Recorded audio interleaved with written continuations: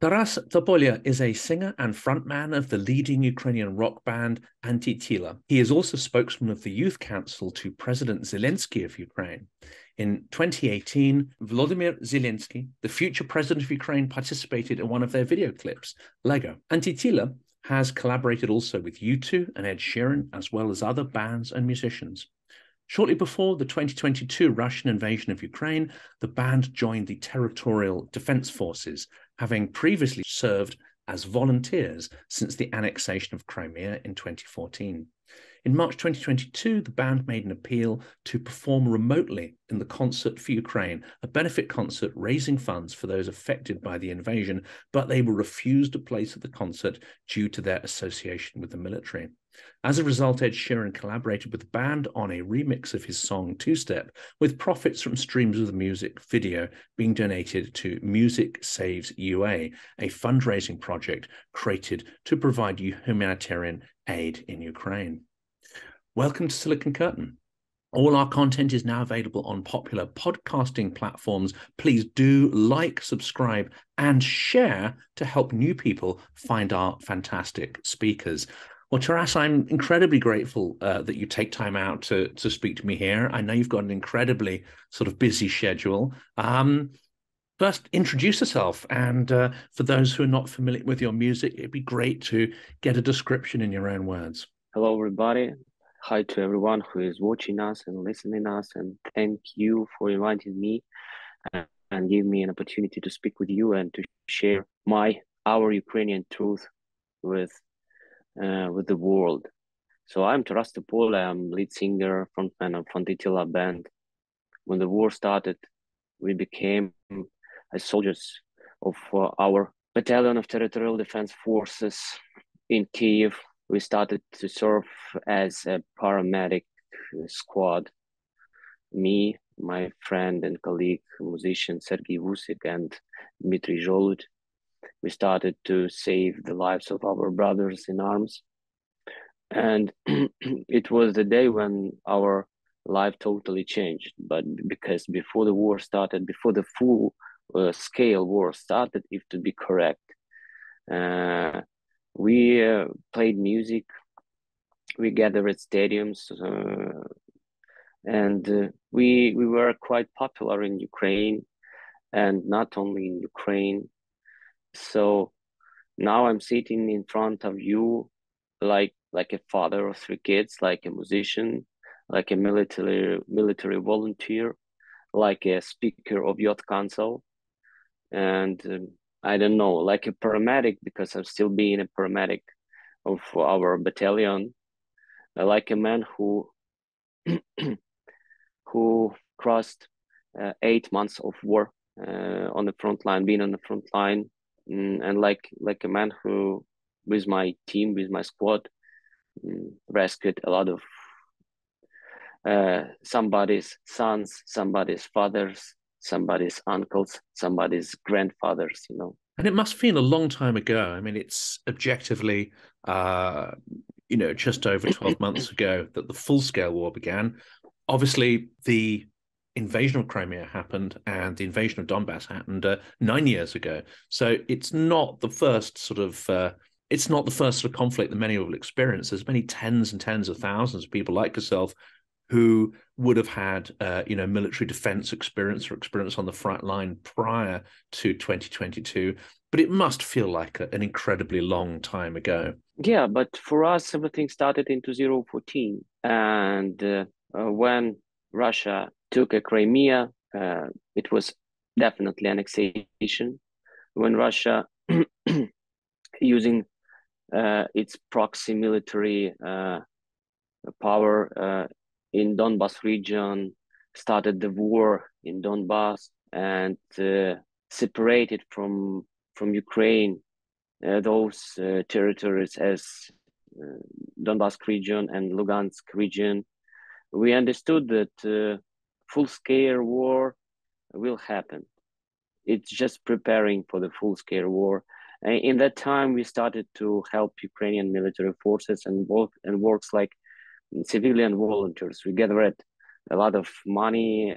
If of course it's comparable, if to compare it was not so a lot of money as another charity foundation gathered in that time, but from during the 2014, 15, and 16, we gathered more than 8 million hryvnias, and it was a lot for us because this funds goes to very important supplies for our military forces. We bought a lot of very essential stuff and brought it to the front line. We were moving. Sometimes it was more than 10 points that we delivered military stuff from the Kiev. So we were working like military volunteers. Like it was like civilian volunteers, but we were working with military. So we understood in that time that it all happens because of Russia, and we need to prepare to full-scale war, because if Ukraine will move forward to European Union, if Ukraine will move forward to improve the values, European values, democracy values, and improve the democracy and power the democracy inside the country, Russia will try to defeat us, will try to beat us somehow, will try to force us to make down on our knees, because we are, from year to year, we became totally not like Russia. And Putin understood that this direction that Ukraine is moving, if not to stop it, Ukraine will destroy Russia. And we definitely want to destroy Russia. Yeah, be frankly. And why we want to do this? Because Russia is a jail of it's a lot of nations that are in this jail, and we need to free these nations. So if to come back in that time and to answer what we felt, we felt that that we need to prepare, and we prepared for big war. And when big war started, we of course became military volunteers. And for now, I'm a soldier. I came like a volunteer, but now I'm soldier. And you've got experience in many places, which of course, many will not have heard of before, but now are well-known names. Irpin, Kharkiv, Borodyanka, places which are now synonymous with Russian aggression and atrocities, of course. And you've seen action in many of those places, haven't you? We were serving in that region when Russian military troops tried to force capital and to take the Kiev. And of course, for example, lyrics for the song "Two Step" was written. I wrote these lyrics while I was serving in Borodyanka. And what Russia is doing, they are acting. They are doing genocide, definitely, because they destroying Russia and Russians military troops, destroying civilian infrastructure, killing so many civilian people, because they can, just because for terrorize, just because to make us afraid, and it's absolutely it's huge crime, and Russia must be punished. And what I saw, what I felt during this year, I hate Russians. I hate all Russians and all that somehow compares with Russians somehow, because those people who were empowered by Russian culture, those people made a lot of death. So this Russian culture were inside of them and continue to be inside of them. This Russian culture educate them, So that's why I hate Russia and hate everything what goes from Russia culture. And of course, there's a strong part of Russian culture that is imperialist. There's a strong imperial history to a lot of Russian culture. There's a lot of imperialism in Western culture, but we can now try to look at that and isolate it and examine it for what it is, and enjoy the literature for what it is, but without seeing it as without necessarily agreeing with the political message. Now, you've been fighting on two fronts because you talk about Russia being a jail. It's not just a physical jail, it's a jail of the mind. And one of the ways to free people's minds, of course, is to create an independent cultural identity, to create strong cultural resistance as well as physical resistance to Russian aggression. And that, of course, is what you and your band are able to do. You're able to define, Ukrainian culture and help to make it resilient so that it can physically resist Russian aggression. Yeah, fortunately, because when Antytila started to play music and reached big stadium stage during this time from the start and to the point of success, we understood that it's very important to sing Ukrainian language, to sing using Ukrainian language, to create the Ukrainian lyrics, and to power, to give energy to Ukrainian culture, because culture, it's our key. It's our code. It's our language. The Ukrainian language is not just tool that we can use to share the information. It's also the tool that keep this connections with our root and our Ukrainian roots, and that goes far away in the past. So we understood that, and we have very tragical example, like Belarus. They have lost their language, and they started to speak Russian. And what happened, you see? So language, it is very essential. So we understood then, and we invested a lot of money.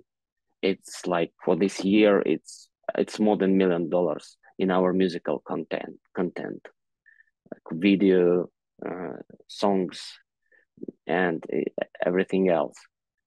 Just because, of course, we were like realized in this, like it was our passion, but we understood the purpose, very strategical purpose of this, because if to be frankly, we could sing Russian, and we could we could reach the Russian market, and it would give us much more money, but we didn't do this, especially after 2014, because for us, music was not like tool to, not just a opportunity to earn money and to realize self-realize, but it was like our mission, and still being our mission, because we understand that we have a huge audience, and we must to give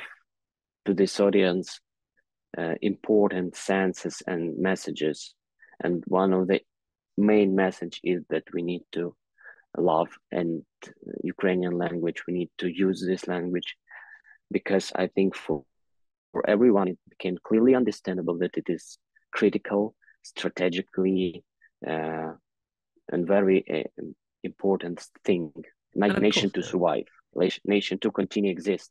And so, even more so in wartime, it's not just about morale. It's not just about people hearing, beautiful words and songs.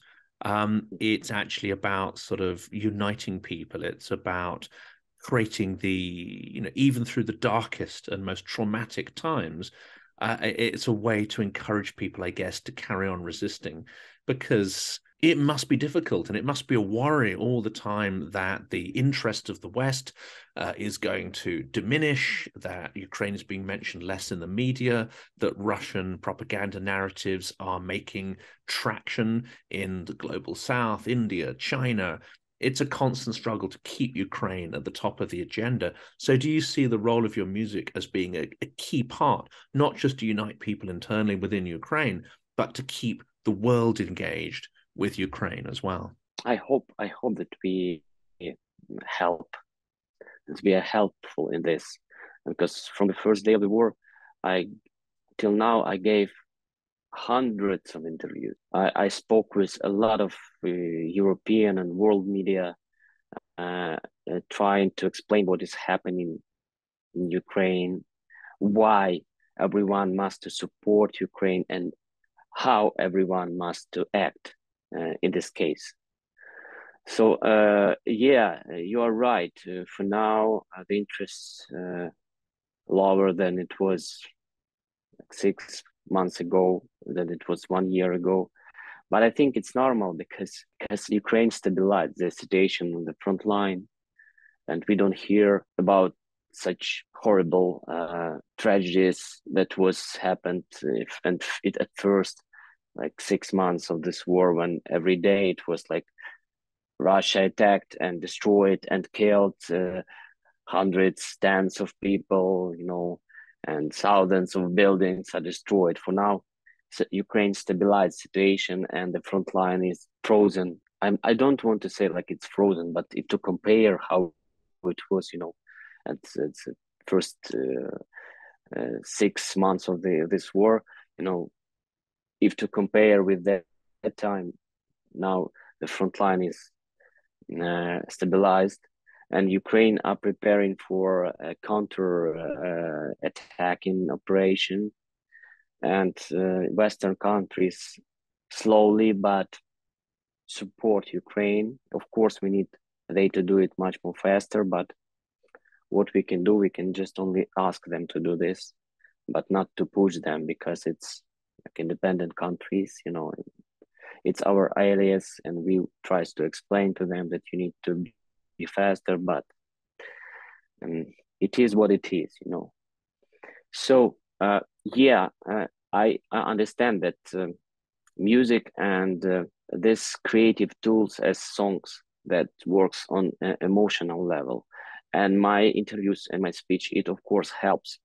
It is helpful and useful for our nation, because despite of my bad English, I'm every time and try to explain that world must support Ukraine, world must to continue do this, and it happens when I speak, like, and give some formal interviews, like regular interviews, but also it works when I when Антитіла appeals to European and American audience through our songs, and it works on emotional level. It touches hearts, and even people don't understand what we are singing about. People know that we are fighting against Russians for our freedom, and they are listening the melodies, harmonies, and they get in goosebumps, and it works. Yeah, it works on another level. So we need to continue to work on the battlefield, on the front line. We need to continue to work on the informational front, to speak with world media, and we need to work as creative persons, like creative people, to create something interesting to capture the attention of European and people of Europe and United States and other different countries. But I don't know how to work with Chinese people and India people, because we I never during this war I never get an opportunity to reach, for example, somehow to reach the attention of Indian people. So what I remember, there were a lot of interviews from Japan, Indonesia, Australia, New Zealand, Korea. There were no interviews. I gave 0 interviews to Chinese media and Indian media, and also Africa maybe, but I can be wrong. Maybe from Africa somebody called to me, yeah. But from India and China, no one, 0 interviews. And recording a song with Chinese lyrics, that's going to be a little bit challenging, I think, linguistically. Yeah. But I think that if we record a song about war and about like how Russia invaded Ukraine, the Chinese government will not allow this song to became popular in China. And your music itself, I'd love to ask about your musical influences, but also put it in the context of how you communicate. So obviously your style is sort of rock music. It will be familiar in terms of the sort of, the format and the theme of the music. It'll be quite sort of accessible to a Western audience who has grown up since the 60s on sort of Western rock music. That must play a part, obviously, again, politics, yes, but also the style of music makes it more accessible to a Western audience. I have to ask, what are your key influences? Who's inspired you to create the band and to craft your songs and style? I inspired by from the 6 years old. I was inspired by classical music because I was playing the violin for 10 years and singing in a choir and playing in instrumental ensemble. Like, I don't know how to explain. It's like a small orchestra, instrumental with small strings orchestra. But when I crossed like 14 years old point, I started to dream about a musical band, to play live on the stage and not to sing alone, but to play with comrades. And finally, I found my friends and colleagues that they are playing in Antytila band with me, that we are playing all together. And they had also the same dreams as me. So they came. I was born in Kiev, but all of them, despite drummer, he was also born in Kiev, but three of us came to Kiev to reach their goal, to reach their dream to play music and became popular and reach big stages. So we were inspiring, first of all, like by our internal will. It was just big desire. It was just big desire, and it comes from nowhere. I don't know why it happened in my life, but when I was 6 years old, I realized that I must be a musician, and that's all. So, but of course, I gave this example in a lot of interviews, like if to speak about U2 and Bono. U2 was in my life from the day when I was born, and I was born in 1987, and of course I didn't listen U2 in the time because I was so young, but U2 was already a big star, big famous popular band, and Bono also in the time. So when I was born, they were already popular.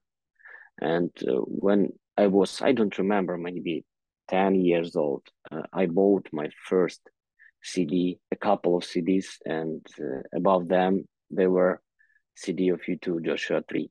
I was listening a lot of U2 songs and also watching on TV and ATC. So, and it's like some kind of magic when we met after like 35 years. When be frankly, U2 came to my life not 35 years ago, maybe 30 years ago, maybe 25.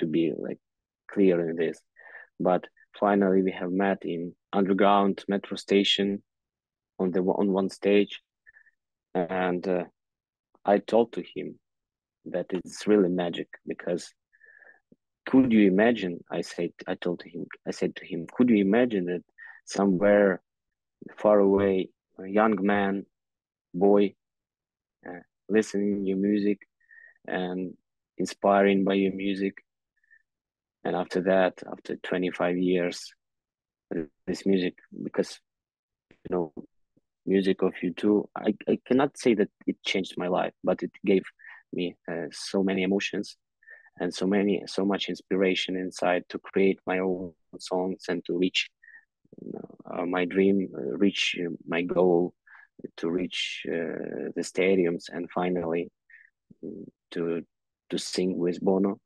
And I couldn't ever imagine that it could happen, So it's a really magical story.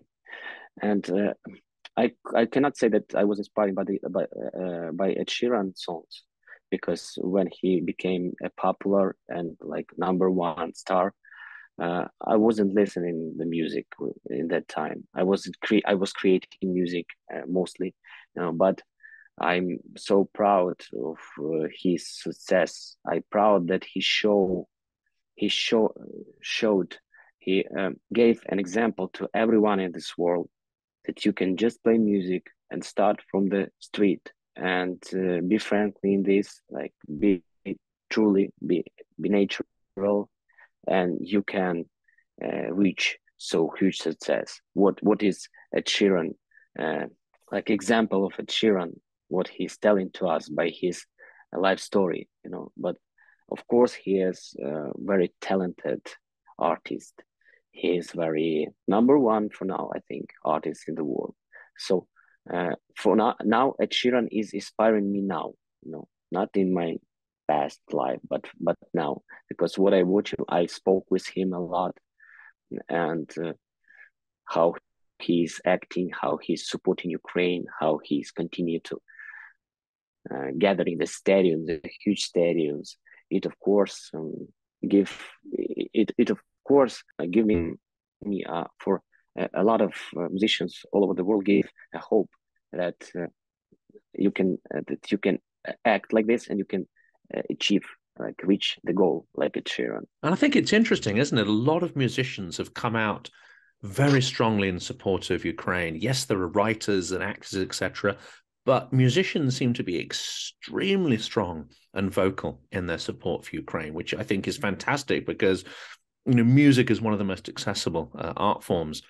There are a few notable exceptions, however, and I find it exceptionally ironic that a musician of the stature of Roger Waters, who is lead singer with Pink Floyd, I saw him perform in 1990 on the site of the Berlin Wall, and he performed the Wall album at the point where the Berlin Wall had just been deconstructed, and a celebration of freedom, a celebration of the walls coming down, a celebration of the sort of mind control and physical control being over in Central Europe. And he celebrated in that. And yet we fast forward to now, and he is, repeating Russian Kremlin narratives at the UN on behalf really of the Russians. I mean, he would say it's different, but that is my interpretation of it. How disappointing is it when cultural figures of his stature don't seem to have empathy with the victim, but are potentially supportive of the aggressor? No, I'm a happy man if to speak about who I was impressing by, because everyone who gave me everyone artist or musical band who gave me impression during my life, they're supporting Ukraine. But Roger Waters never was my impression. Never. I don't understand why he's doing this. For me, be frankly, it doesn't matter. No. For me, it's important that another part of his band is supporting Ukraine, and it means that I think that I don't want to hurt somebody next, like my future words. But I think that Roger Waters need to shut his mouth. Come to Ukraine. I mean, he should go to Ukraine and see the country of himself, rather than making up this stuff at a distance. Just before came to Ukraine, just to keep silence, not speaking nothing. And if he wants, I don't think that he won't. But of course he need to come to Ukraine. It will be good he to understood what happened for now, that it was genocide. But the persons like this, I think that whatever he will see, he will try to explain why Russia is right. So I know the kind of people, like those kind of people. So they will be fighting, and they will be defeating, like their morals, their like mental frame, that they used to live in this, that this is black, this is white, like that Russia for for him, Russia is like some kind of freedom against the Western totalitarian societies, as he think, as he used like to feel those societies like this, that they are totalitarian, but despite of this, Russia is a country of freedom, but it's ridiculous, but he believes in this. So what I started my answer that I think that it's impossible to change his opinion for now, because he was born so many years ago. He's you can't teach an old dog new tricks, I think. he must just keep silence, shut his mouth, and chill on retirement house. That's what he must do, as I think. Yeah, and just play some music. Maybe that will relax him a little bit.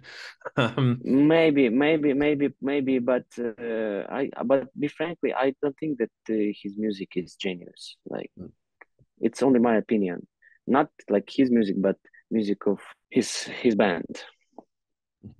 So that's why I don't feel pain because of this, because of what he's speaking. Because when you're speaking like in acting in Russian direction, it's your tragedy, not mine. And let's turn to something more potentially positive, and that is Ukraine's victory. Whether that comes this year, next year, depends, of course, on who you speak to, but it's now becoming increasingly likely that Ukraine will be victorious. What, for you, is victory? What needs to be achieved to have a proper sense of being victorious? Obviously, there are so many terrible stories, so much tragedy. Those people will not come back to life. But what is Ukrainian victory for you? We already paid a huge price, and we are not allowed to stop. We must get this victory in honor to our brother in arms that were killed by Russians on the battlefield, in honor, in memory, of our civilian people that were killed by Russians in their cities. So we must get this victory to protect all European countries and future of all freedom world. It could sound for somebody maybe like ridiculous, but we are not just fighting for Ukrainian freedom. We are fighting for the world order that will change if we will not get this victory. Totally change. It will totally change. It will totalitarian. There will be totalitarian change if we will not get this victory. So we must do this. And for me, victory will be if we will take back our territories, and when it will be tribunal for Putin and all who supported him and acted with him against Ukraine. Of course, it must be reparations for Ukrainian families whose brothers, sons, dads, uncles died on the front line. It must be reparation for Ukrainian government. Russia must pay and rebuild Ukrainian infrastructure, roads, buildings, and everything that Russia destroyed in Ukraine. And of course, NATO base in Crimea. We must establish it for the future. And that's very important, isn't it? For future development of Ukraine and security. To prevent Russian attacks. Yeah, to prevent Russian attacks in future. Yeah. And we must become a part of European Union and became a part of NATO. It will be like full our victory. I want to, and also I'm waiting for Russian not to exist like a state in this form that we used to know the Russia. So I want Russian nations that are in jail to get the freedom. As well as the territories within the Russian Empire that are in jail, that are a part of this gulag that Russia has become, it's also putting pressure on and trying to influence countries like Georgia, Armenia, Azerbaijan, Kazakhstan, all these other countries potentially could break free from Russia's control and influence? Potentially, yes, but we situated in a little bit in a better position on the map. You know, Ukraine has a border with Poland, with European countries, and it's so helpful.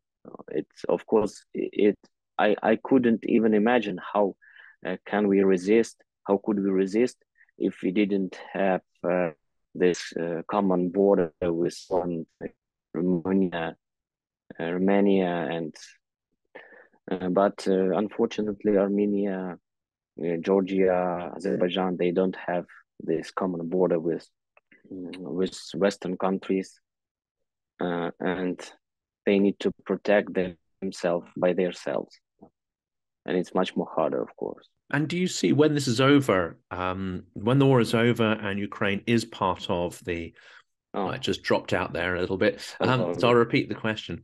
So when Ukraine is integrated into NATO, the EU, and as you say, the sort of, the Western values, of course, it will be an incredibly important element. Do you also see a Ukrainian renaissance in music, culture, because people have had such incredible experiences, bad experiences as well as inspiring experiences of volunteering and assisting in civil society. And also millions of Ukrainians have been living abroad in a variety of countries. They'll bring those experiences back with them. What impact is this going to have on future Ukrainian culture? Despite of this tragedy and this drama that we are living in, this war makes that Ukraine opened for the world, because a lot of Ukrainian people escaped from underlings and came to Poland, Germany, Italy, Portuguese, United States, and a lot of and other countries, and they of course bring their own culture, Ukrainian culture, and these blue-yellow colors and this Ukrainian language and this Ukrainian narrative, of course, it shares above and between and other people from another nationalities. And Ukrainian people are very, I don't know how to say right, we are don't afraid to making a job. Like we are very, we can to work a lot. We can unite it, and we can do the job well. So we are good workers. We can imagine something and act and achieve the goals despite of hard circumstances. So when Ukrainian man or woman comes to another country, she or he starts to organize everything very good, and after 2, 3, or 5 years became successful in everything they're doing, because we are not lazy people. We love to work, and I hope that during this year, European nations recognize it in Ukrainians, that we are well-educated nation, that we can work good, that we can communicate, that we can speak and explain what we want and achieve goals. I hope that all those people that left Ukraine will come back after we'll get the victory. But be frankly, I understood that a lot of them will stay in those countries that they came, and will organize their life there. First of all, because of their children, and because a lot of Ukrainians escaped with their children, and they want better life to their kids, not to live under the shellings, not to live and hear the sirens. So already done. War mixed Ukrainian people above, like not above, but among another people, among the other nationalities. And in a long perspective, it will be very helpful and useful for Ukraine, I believe, because Ukraine opened to Europe, and as I told, I believe that we will get this victory, and we will become a part of European Union, and will make European Union stronger. And Ukrainian people in different countries will I don't know how to say. So it will be good. It will be. They will not. They will not disturb. They will be helpful, and they will help economy to grow. Yeah, that's definitely the case. I mean, from last year, where I knew relatively little about Ukraine and now have interviewed dozens of Ukrainian politicians, entrepreneurs, cultural figures.